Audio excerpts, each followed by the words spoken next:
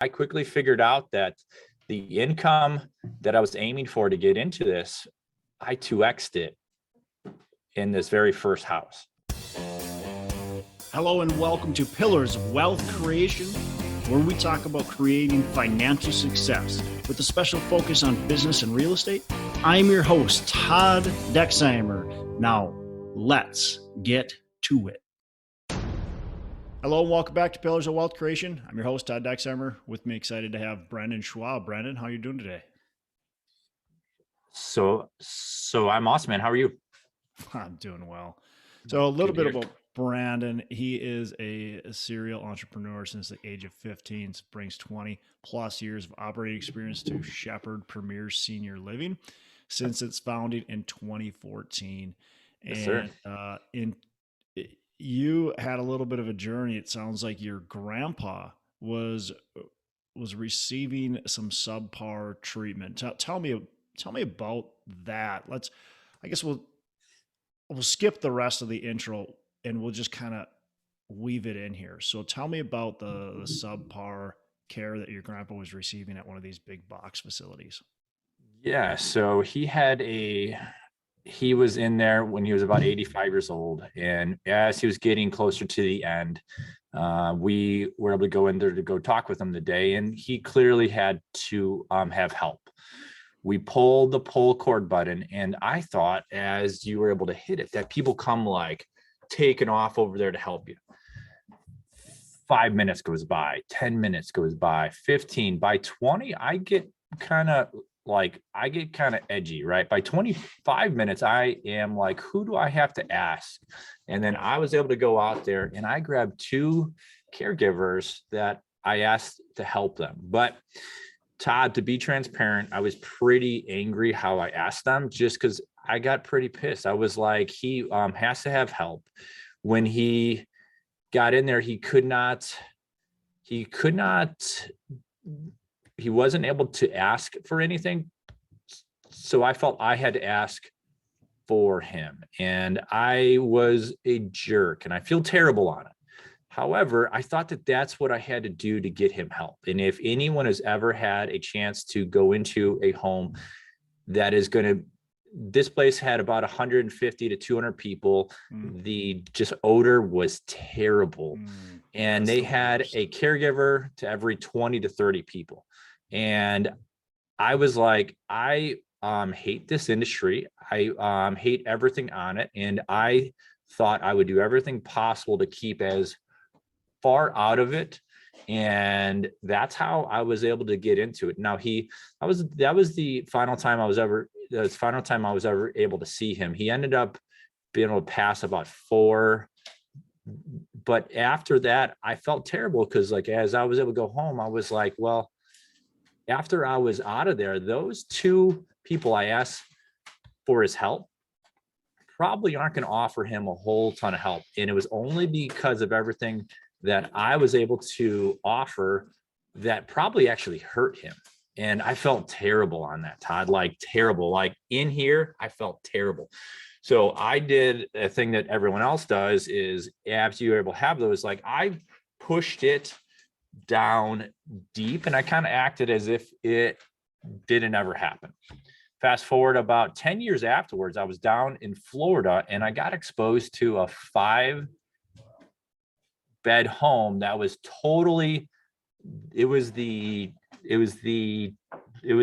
total opposite. And I go, what the heck is this? So that's kind of how I was able to open up to things. And at first, at that time down in Florida, I had 23 homes in our current portfolio. I thought I had all of the answers. And then I'm in this home and I go, what the heck is this place? I felt so ignorant that I didn't have any clue what the heck this place was. So you had 23 homes. What kind? Single family? Yes, sir. Yeah. Just market rate, regular single family homes. I think our average person was paying $1,800 each month for the whole house. Yeah. Yeah. And as I was down in Florida, I found out that this 5-person house, each person was paying $5,200 per month. This and I is said, a senior house. yeah. And So I said, are you telling me that that house is bringing in 25,000 each month plus? Yeah. And then just like head exploded. I'm like, that is cool. Because it didn't have the overall atmosphere. It didn't have the odor. It didn't have like the every person in there that is able to ask for help all the time. And I go, wow, this is different. I almost, if I could have been exposed to this beforehand, I would have tried to get him in that type of option compared to this huge cold place that just didn't offer awesome care. Yeah. So that's kind of how I got exposed to it. I think that's a pretty common avenue for anyone that's ever been exposed to these places that are huge. I think you'll typically find that they don't offer awesome care, and it typically has an odor to it, which is interesting. But it also tells you that's to say it nicely. yeah. And I think the odor is there because they aren't getting awesome care. And if they aren't getting good care, that tells you other things. So if you are able to have the odor, that tells you.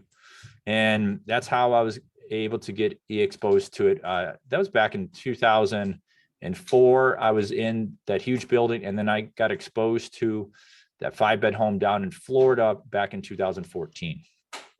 It's interesting the difference, and the odor is something when you talk about, it's like that's my biggest pet peeve: walking into a building and the Absolutely. smell. If it smells, right there that they're not caring for the residents. Yeah. Now, bad smells spell opportunity, but bad smells are, like I said, my biggest pet peeve. And then visually, right? So I mean, we're our senses are so strong. So if we're smelling something bad, we're no longer interested. If we're Right. seeing something that looks, just cruddy and bad, we're no longer interested. You have to have those two in these senior housing are so important. And I think the smells are number one. Oh, totally. It's so in 2014, you saw this 5-room place. You realized that there's possibilities there. Obviously, you had this terrible experience previously and knew you Right. would want to buy a big behemoth building. Well, in 2000, so did you buy right then?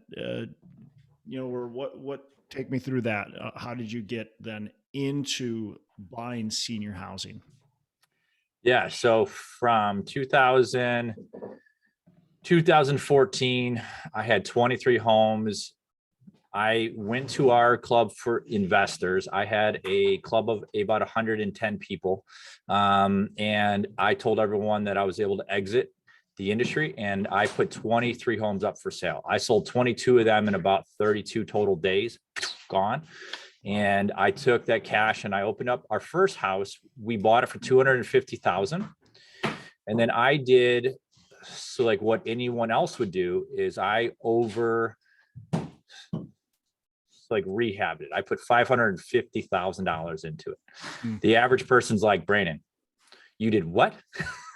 So you bought it for 250 and put 550 in. Are you crazy? Yeah. Right. And I said, yeah. And it was funny because everyone at that event, they are like, is he kidding? Like, he's been here helping us teach us how to do this. Now he's out. And the place was like dead quiet. And I told them the thing that I was doing, and all of them were just like, I think Brandon's gone crazy. Yeah. And that first property, I was able to open it. I was able to get things going, and I took our first couple people in. And then quickly afterwards, I was like, I need to get help with a person that have a history of healthcare. Yeah. So I did partner up with a gal in 2015, and that gal helped me kind of operate things. So I got the house open, but I'll tell you, Todd, it was in a town of 832 people. Oh, wow. Not exactly a great MSA, right? 832 people is 832 people. But what I found was the farmers that are in this town, the average household income was 85,000. Wow. That population of that town over 65 was like 20%. Yeah. So I found a hole kind of by accident, that I found an opportunity in a town of 832 people that had a good household income to pay for it. And then I found a first floor property that was 4,800 feet on 3 acres. Now, Todd, out close to us, those houses are hard to find. Yep. So as I found this, I was like, all right. And I had to do an ADA access to get in. I did 1, 2, 3 ADAs in the house for people to go to the bathroom. I overdid everything, right? I had 4 privates and two people for each room. So I had 10 people total. So it did take me time to get things figured out, but by February of 17, I did fill up the house, and I quickly figured out that the income that I was aiming for to get into this, I 2x'd it in this very first house. So when you've got a 10-person house with 55,000 of income with expenses of only like 30 to 32,000, you're doing pretty good. And then I said, all right, home 2, and then home 3 and home 4 and home 5. But a thing that I found though is the healthcare operational piece is hard. So I kind of handle the asset piece of it. I can get homes open and also, but then I am able to hand it off to our ops team, which kind of handles the overall operations. Yeah, the licensing, the making sure the care, the proper care is happening, all that kind of stuff. Right. And that's what I think is definitely, it's easy to think, wow, 55K of income, 22K of expenses. I mean, just like 32K of expenses. Like, wow, that's amazing.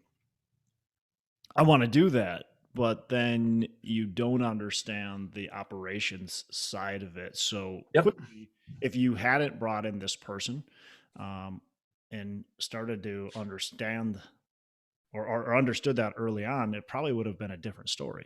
Oh, totally.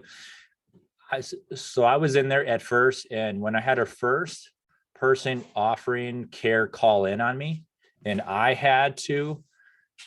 I quickly figured out, like, I don't have a clue what I'm doing here. Yeah. I was good to open it. I got 2 or 3 people in there, but I quickly figured out that is not the area that I'm very good at. And I quickly had to find others. Now, a thing that's great though, is on the other side is there's tons of people that are in the health, that are in the overall industry that hate how things are able to turn out today.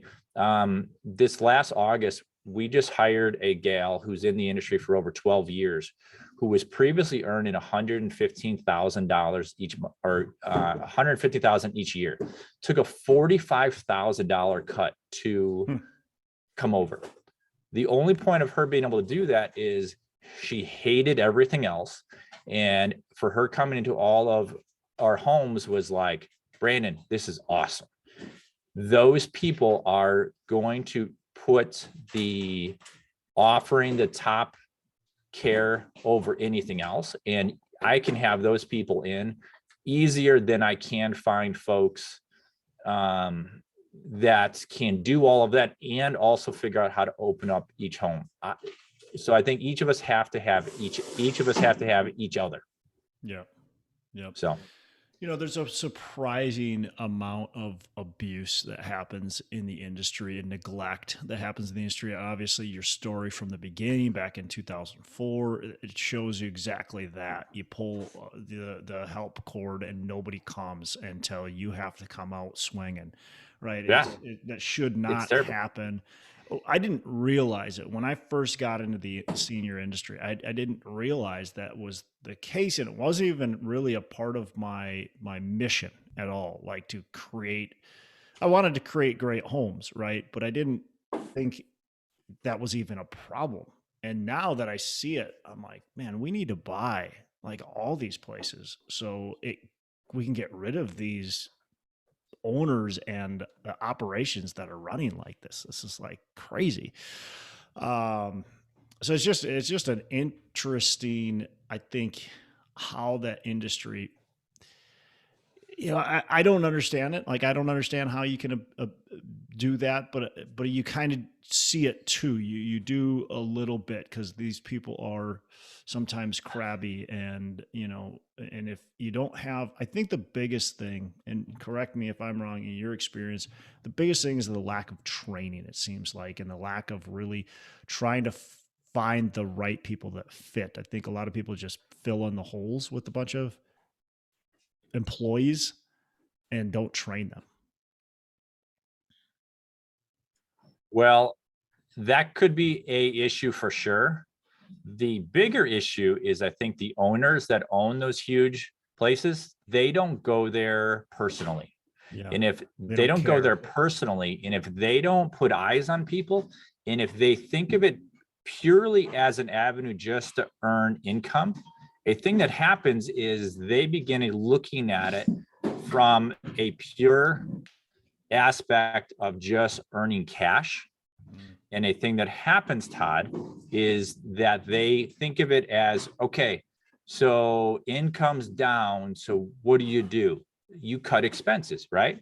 Yep. That's the typical common thought process, right? Yep. Where if you cut expenses, your biggest expense in this industry is people offering the care, right? Yep. But that's it's like worst place to try to pull out expenses, because it only hurts everyone in there. So when there isn't anybody telling them that they have to have a caregiver to every 5 to 10 people, they get to do whatever the hell they feel like it.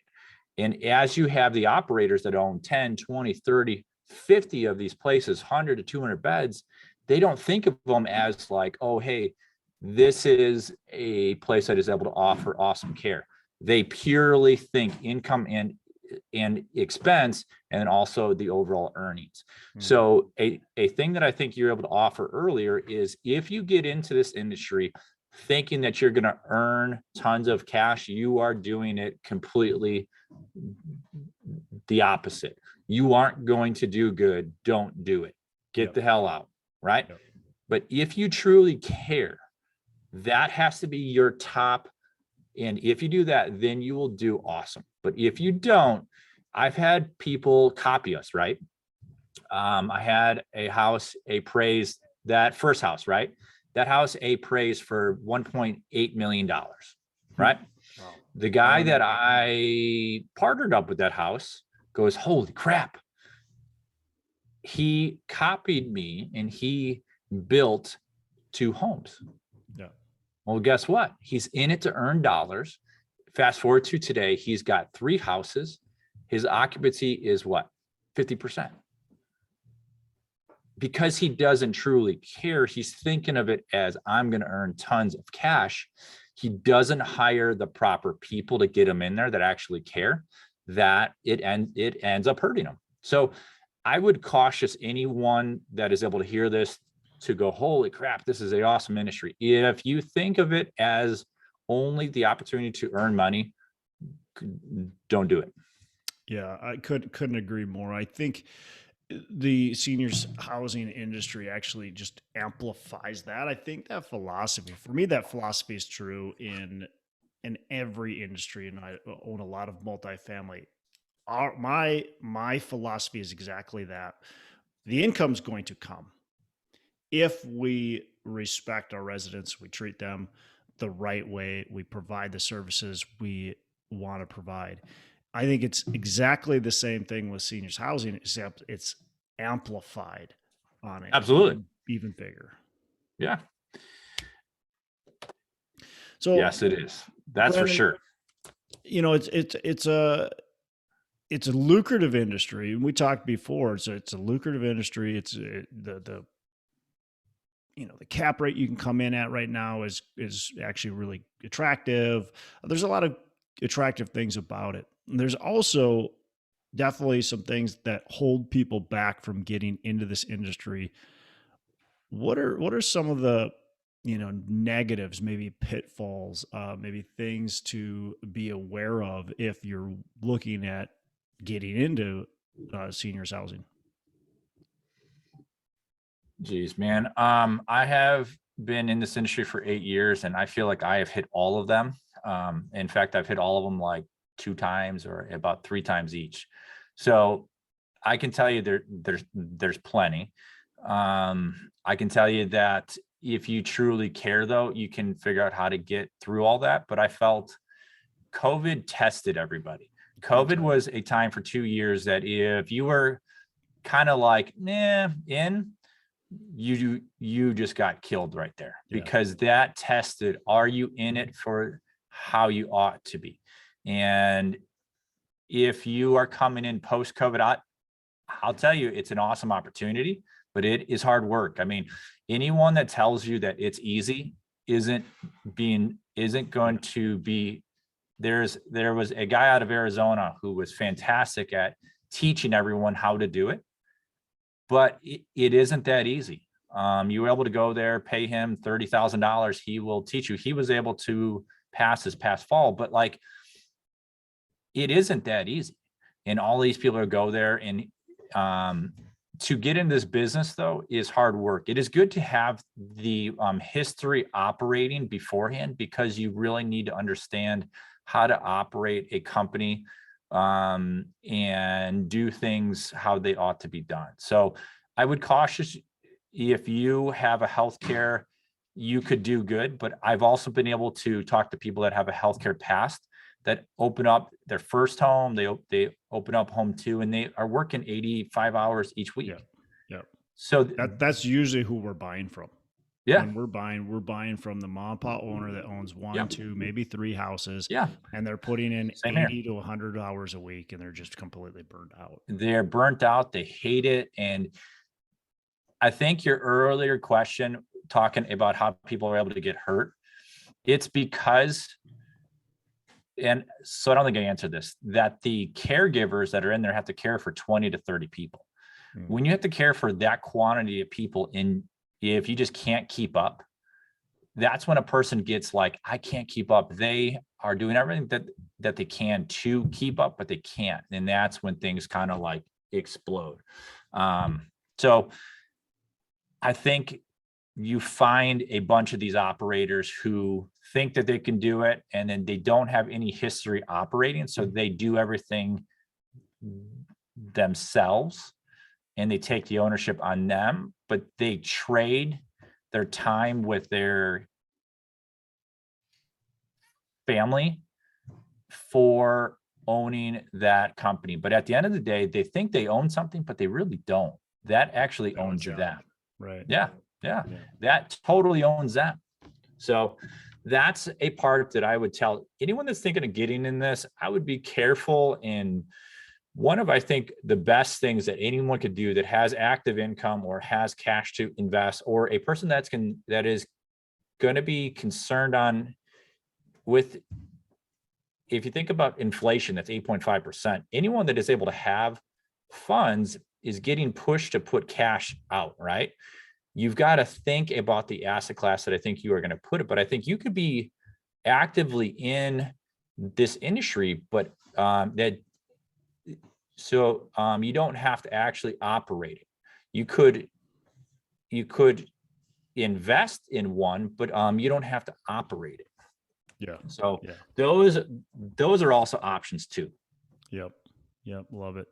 How do you mentioned operating, making sure your operations are sound. Let's dive into that. What are you guys doing to make sure your operations are sound, to making sure that the employees are caring for the residents the way that you expect versus the way that other companies sometimes do it? How are you making sure you're getting the residents in that that type of stuff? How are you operating this thing? So how I ensure that is I don't ask the care team to care for any higher than a caregiver to every 5 to 8 people. Okay. I can control the quantity of people that are in there to offer to offer.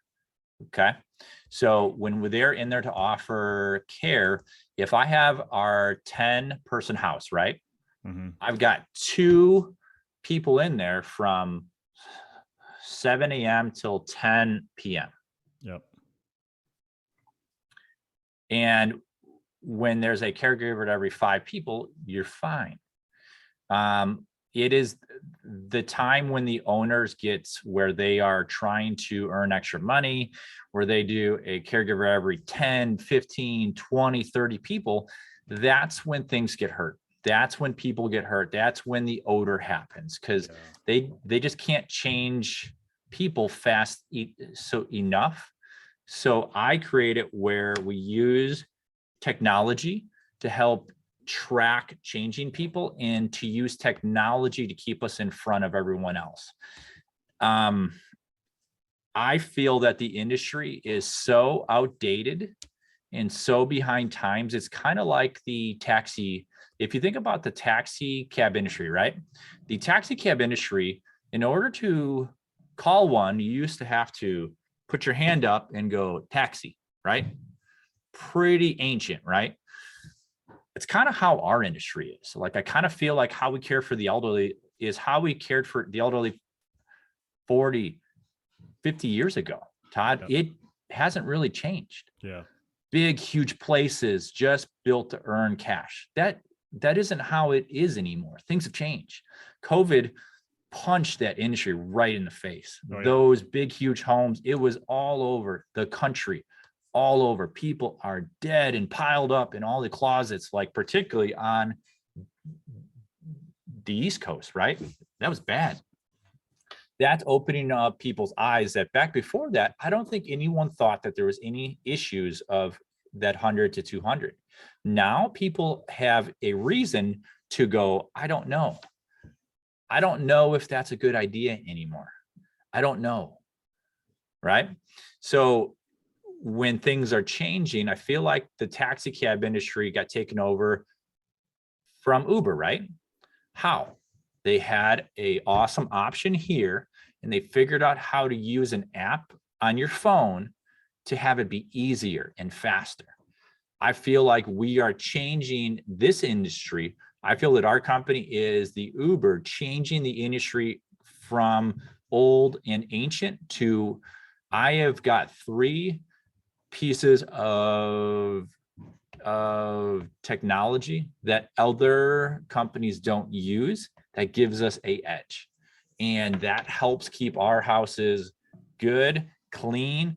There isn't any odor. That those pieces of technology are out there. You just have to choose to use them and choose to, for every 10 people, so like one of those pieces of technology is 500 each month per house, right? That's what I it choose costs. to, what? That's what it costs. Yeah. But a thing that it's able to do is it's a piece of technology that clips on the front of and it's going to text an iPad when people have to be changed, right? So I have a bit of where if I had an accident, I've got the ego that I would not ask anyone for help because I would feel terrible that I couldn't take care of it on my own, right? So I would just sit in it for 2-3 hours. Yeah. Now, this technology is able to help me because they get to go, hey, that guy over there, he just had an accident in his pants.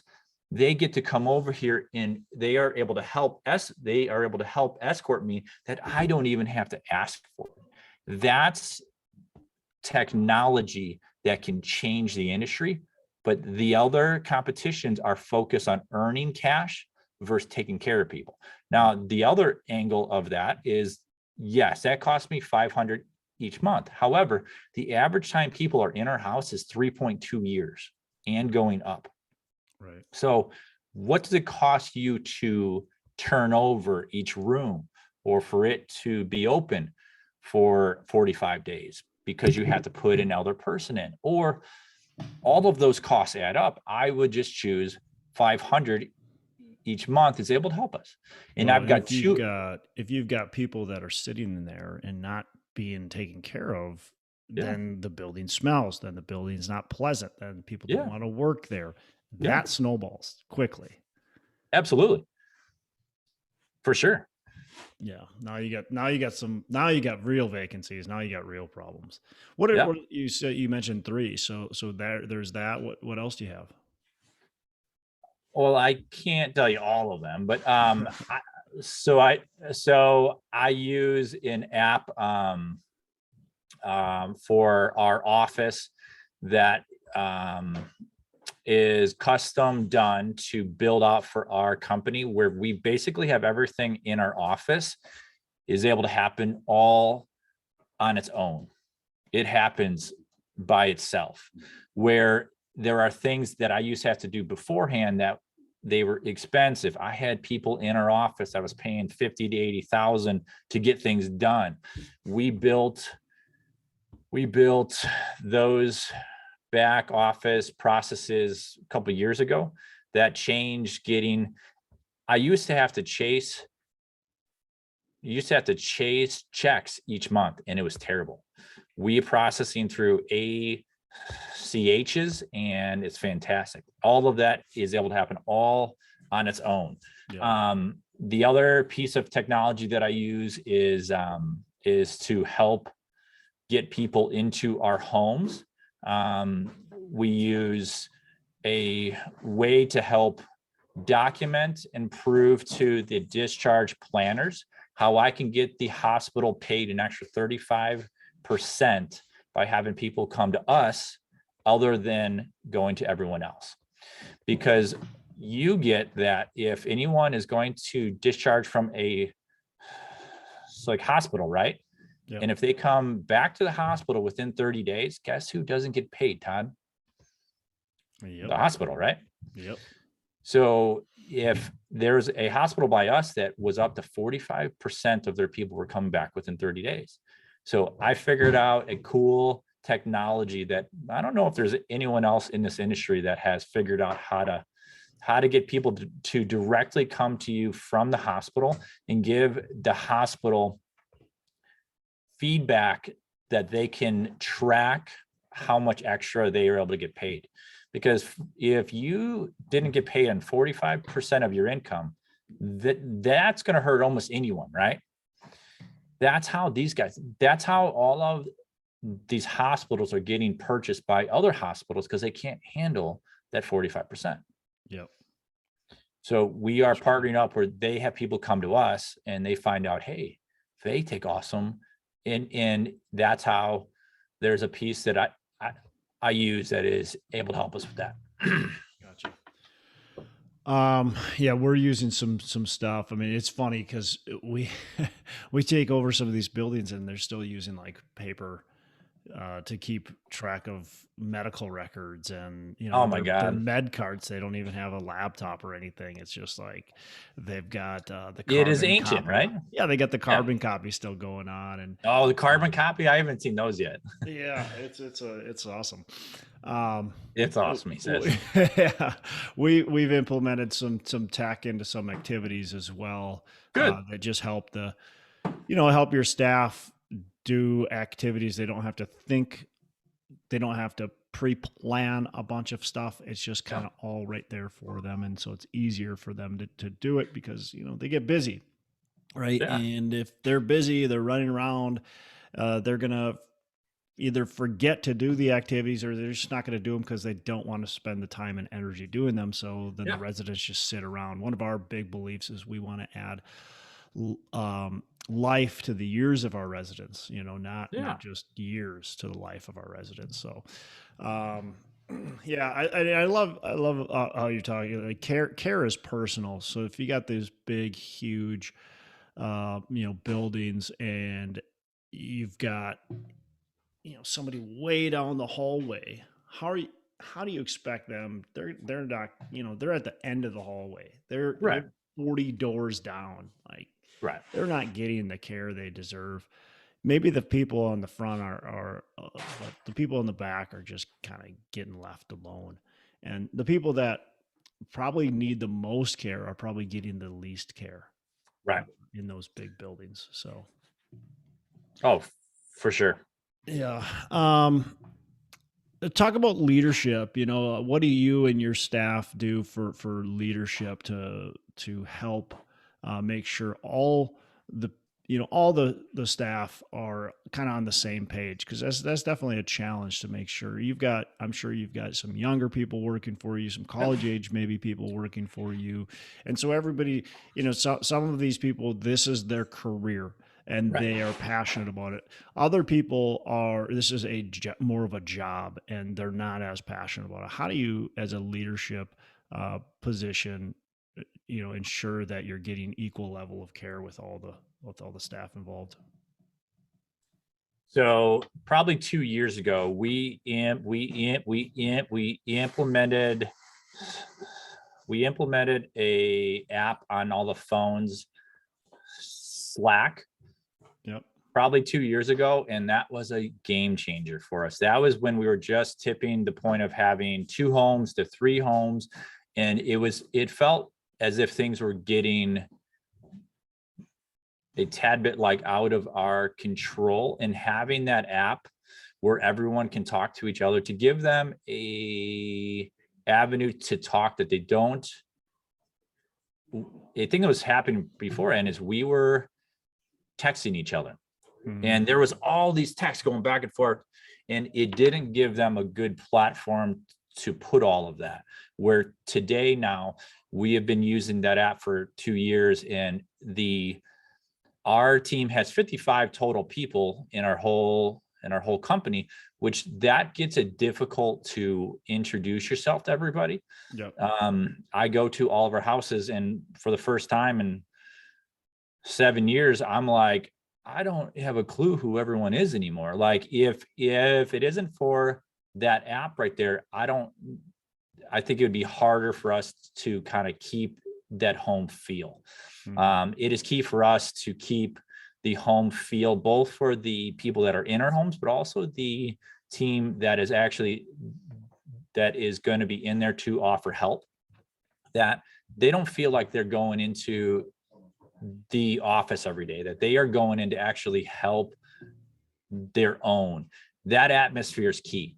So from the very top of ours all the way down to all of the whole team, we have that company culture that is very upfront, clear, that even when they come on, we talk on it upfront, where if they aren't a very good fit, we find out pretty quickly that they aren't a very good fit based on the company, how they fit in probably within the first 5 to 8 when they are in there. But a thing that's actually really good for us is to be clear on the company culture that is in here, where it's also clear what we expect everyone to do.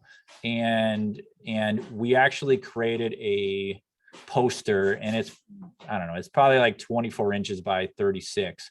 We had those printed for each house.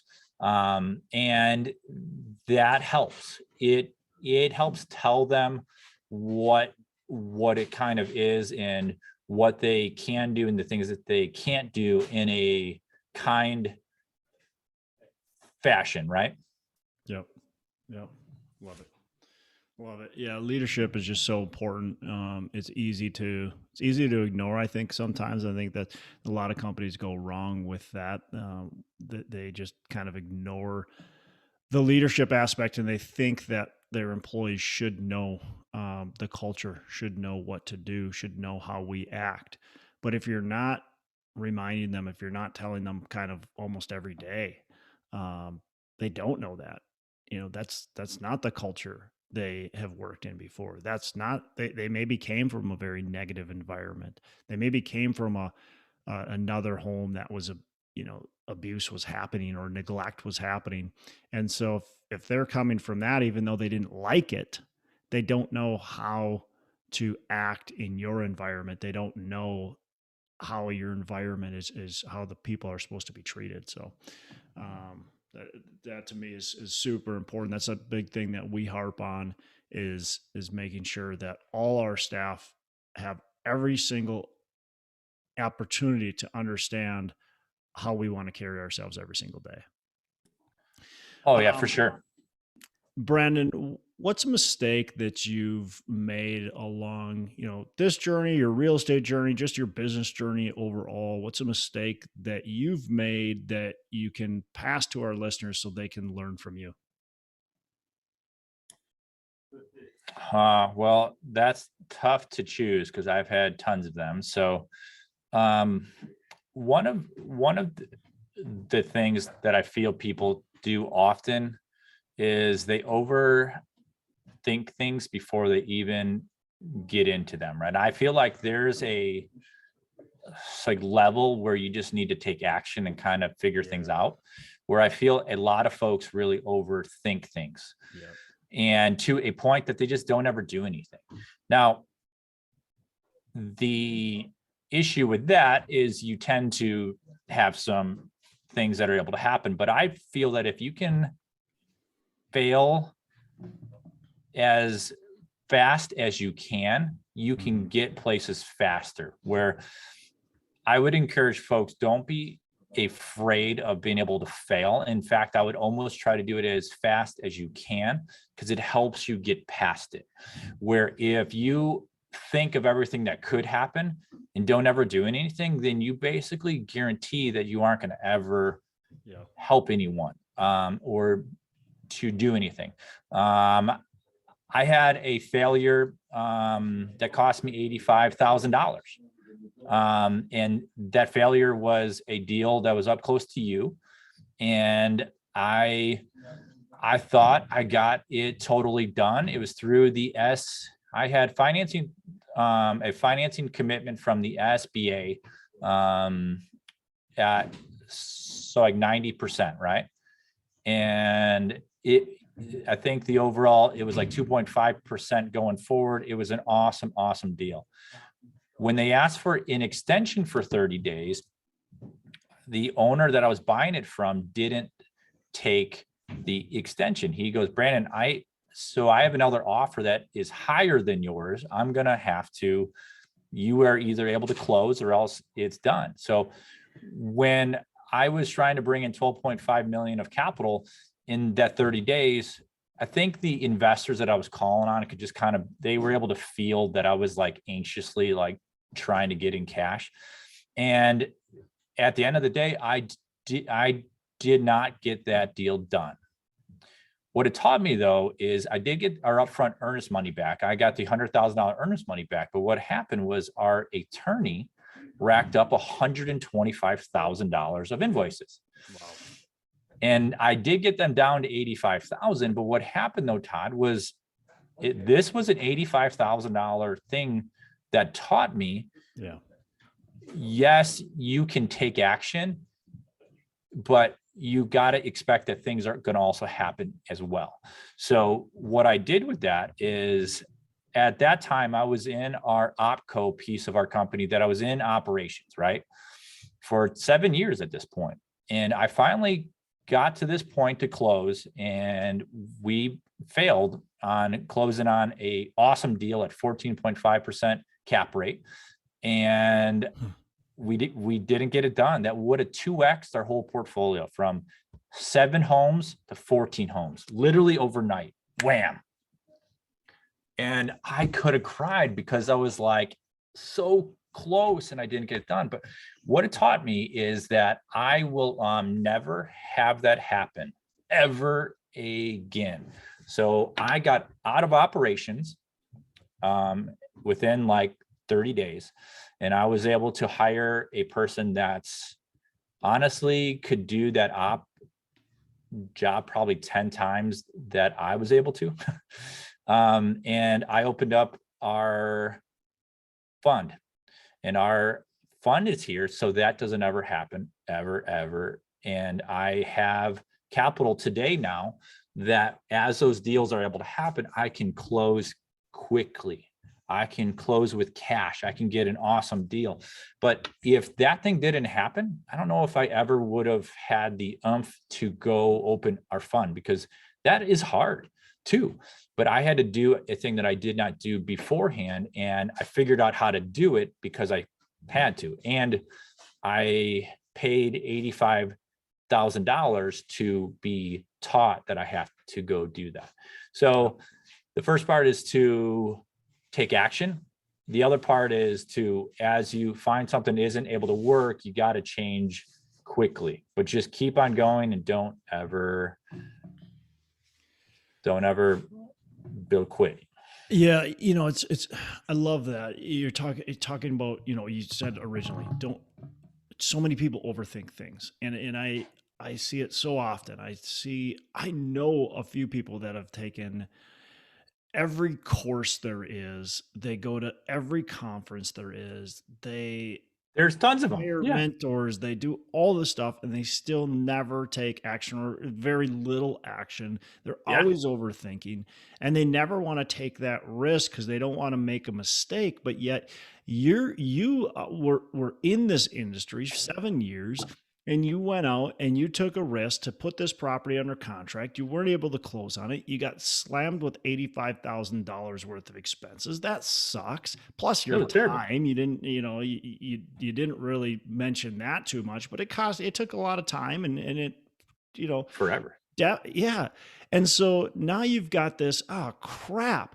Now there's two things you can do with that. One is you can say, well, I'll never go after a big property like that again, because why would I? Look what happened. I'm going to stick with what I know. Or you could go, geez, I missed out on this opportunity because I wasn't prepared and because I wasn't focused on the right thing. And now I'm going to hire somebody to do what I'm doing. They're going to do it way better than me. And I'm going to focus on what I need to do to grow my business. And that's exactly what you did, because you were able to take those risks, because you made the mistake that ended up now probably propelling your business, and your business is likely going to grow 10x of what it otherwise would have. Oh, that's the power. Mm-hmm. So, for sure. I love it. Yeah, it was a thing that as that all happened, I was like, man, this is terrible. I put in our term to close. I think I gave us 6 months to close. And I thought for sure that's plenty of time. I totally have this deal done. And I hate to even tell you this, Todd, but like I had such a good deal. I got the bank financing. I had to put down 10%, which is 1.25 million. Todd, I hate to even tell you, I had the owner carrying back 800,000 of that 1.25 million. All I had to come out was $450,000 down. So I only had $450,000. Yeah. When he told me he couldn't extend that closing out 30 days, now I have to go from 450,000 to 12.5 million. Yeah. Or I don't get the deal and panic. And that taught me you need to get things in there before you actually have to have them. You need to be out there talking to people. That's the whole point that I'm on all of these calls. Is our fund is geared towards changing this whole industry, but I have to have access to people that go, hey, that's a cool option. I don't know if I would actually do that, but so I'm able to invest, and I can be an active part of everything going on because I am able to have the income that it's able to take to invest. That took 10 years, 20 years of earning it, but today they can invest now. So our fund opened because of that. And that's great now because it took me 8 years to get to 7 homes, right? Yep. By the end of this year, we're going to have 30. That wouldn't have ever happened if I didn't have access to a fund for $25.2 million. Never. Because I was thinking that I'm going to purchase homes, turn them into this. And those things just take forever. I'm doing the thing that I think you are doing. I am purchasing operators that are having a hard time. Yeah. I am purchasing operators at a big discount of 20 to about 40%, closing quickly. But a thing that I'm also doing is after I am able to have that done and close, I order takeouts financing, and I get takeout financing within 120 days because I'm buying existing homes that are operating, that have cash flow. So I can get to takeout financing. We're back before our time frame to go from dirt to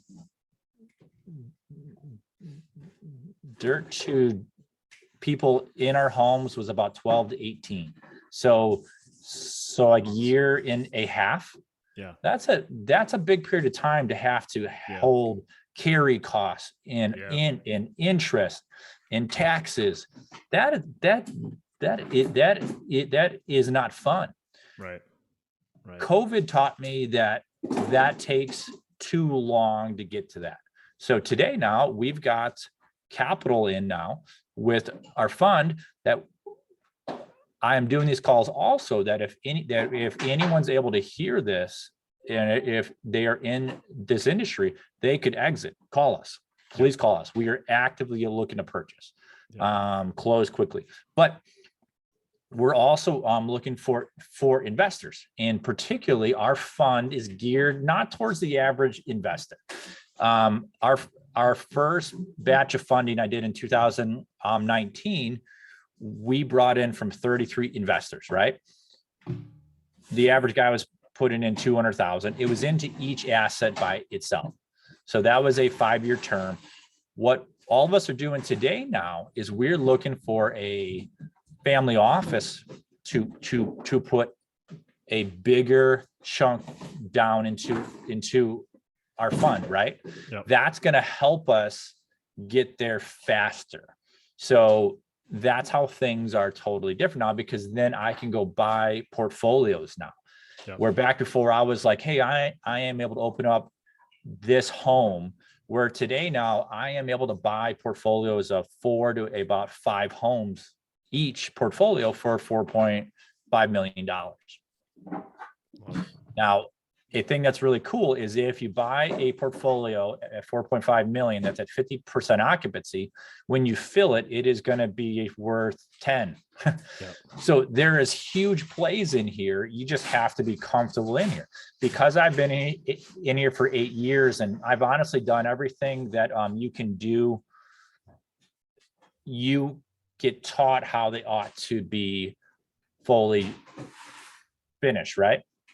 So that's cool how we are doing things today, because I can go to 30 homes now because I have a team for overhead. That's awesome now. Where back before I didn't have a team that could handle that, where today I do. Our overheads, so like $500,000 per year, 550, where as I go up to 30 homes, it's going to probably only go up 15%. Yeah, that's the beautiful part about scaling, right? Is that overhead goes up, but not necessarily dollar for dollar. Yeah, but that's a thing that in order to get into this though, your first 5 homes, I think, are definitely the hardest homes for sure. Yeah, I would agree. And after that, after you get to probably the 10th home, that's when things gets easier, because you have the option to put the overhead over all of the homes compared to only 2, 3, 4, 5. And as you only have 2 homes, you can't hire the overhead because you don't have the income to take care of them. So it's a tough battle that isn't for everyone. That's for sure. Yep. Love it. A lot of good stuff, Brandon. Really appreciate it. Look, a couple last questions before we wrap up. One, what's your favorite book? Life in Air. Life in Air. Awesome. Life in Air by Steve Cook. All right. That book changed everything. Enjoy that book as well. So that's a great one. All right. So last question before we wrap. What are your 3 pillars of wealth creation? Wealth can be described differently to everyone I think you talk to. I think people often think of it as income or financial earnings. I think the top factor that would determine that for us would be the time to do whatever you feel like. Time freedom is key. If you are going to own something, but you have to give 80 hours each week, and if you don't get to go to your kids' things, that isn't good. I don't care if you have tons of cash, but if you have to give it up to earn it, that is so I would say the top pillar would be the time freedom to do whatever you feel like it. Now that is harder to get to, obviously. So the other pillar would be to have a clearly figured out passive income target. A lot of people, if you ask them this question, they don't have any clue of how to answer that. If you can figure out what is your passive income target, if it's 5,000 each month, 10,000 each month, 20,000, you have to have that down, because that gives you a target to aim at. If you don't have any clue the place you were able to go, you aren't ever able to get there because you just keep going all over the place. I had a clear passive income of 10,000 each month, right? And back before this, I had 23 homes, and those 23 homes got me to 5,400. So I was halfway there. When I found out that 5-bed home down in Florida was clearing 10,000 each month, I said, boom, in, right? So being very clear on that. And the other one is you have to be good at converting active income to income that is going to get you paid each month, because that's the only avenue that you're ever going to get true time to go do other things. So either invest or find avenues to create the passive income coming in for cash flow. Those are the three pillars that I would tell you that is going to give you time freedom. Because at the end, if you talk to anyone that's like at the end, they don't ask for anything extra other than, I would say, probably time with their kids or their family, that they can't ever get that back. So I would encourage folks that if you're thinking of that topic, to focus on to get the time freedom first. But in order to do that, you've got to get good at turning active income to income that keeps coming in each month. It doesn't have to have you there. Love it. Love it. Great stuff. Brandon, very last question here is, how can people get in touch with you, learn more about what you got going on? That's a good question. The best way, we are kind of old fashioned here, is to call our office. I just hired an EA back in April. So call the office. Our office phone number is 847-380-8624. So call our office and book a time to talk with me or ask anything if you're interested. Great. That's the top avenue to contact us for sure, is just to call our office. If there is anything here that is able to have you interested, that's the easiest. Awesome. Well, Brandon, again, really appreciate it. Thanks for your time. It's been fun. Definitely learned a ton, and I know our audience did as well. You have a fantastic rest of the day. Hey, thanks so much for listening. I appreciate you being a loyal listener. I would love to have you go on to our Facebook page and subscribe, give us a thumbs up, go on to iTunes or wherever you listen and give us a rating and review. Don't forget to subscribe. Your rating and review just helps us push this out to more and more people and continue to grow our audience and hopefully positively affect a ton of people out there that really need this and want this. So The other thing I've got for you is a free ebook on my website. So go on to venturedproperties.com, and download our free ebook on real estate and on syndication. And I've got some data points in there, some really good stuff for you. So I'd love to have you take a look at that. It's free. I'm not expecting anything from it. And also, look, if you want some help in multifamily, want some help learning, growing, getting your business off the ground, I would love to talk to you about what it would look like to work with me potentially and see if that's a good fit. So you can go to coachwithdex.com and check that out, and we can definitely have a call. Thanks a lot for listening. You make it a fantastic rest of the day. I'll catch you on the next episode.